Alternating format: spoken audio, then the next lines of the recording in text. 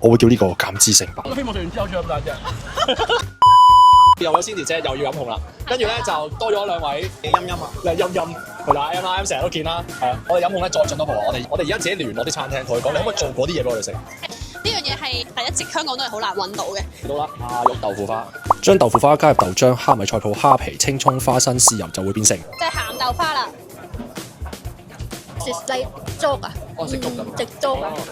好味啊！我想繼續食啊！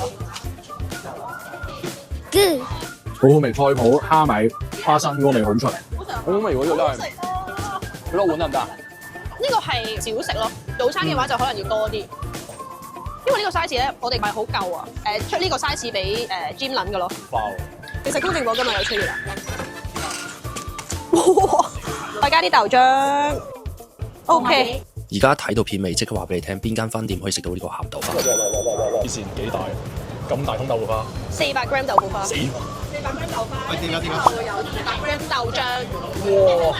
幾多啊？呢度轉頭話俾你聽個數喺度。根據阿玉嘅製作比例，淨係豆花同豆腐都已經有38 g 鋪田。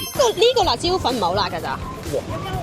升華咗有辣椒粉之後，係咪好食啊？麻辣辣喎，加啲辣係好味啲。係好進取啊！第一集就已經黐線走去做街婆，攞住豆花去做街婆啊！癲啊！假以人傳。你有冇食過啊？冇食過鹹豆花。打住食咩啊？有啲似狗仔粉嗰陣味道。哦，係啊，就係我中意食菜脯味。哦，冬天必備啊！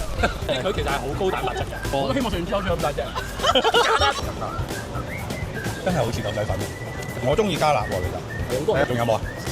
我攞試下啫嘛。係啊。嚟啦。都 OK，都 OK 係咪？但係咪第一次食鹹？係正啊，正啊！好特別嘅味道啊！有冇食到呢個咧？食咗之後咧，話俾你聽可以減肥。食唔肥添啊！呢個佢有冇糖？減肥之選。你平時食？我覺得好正喎。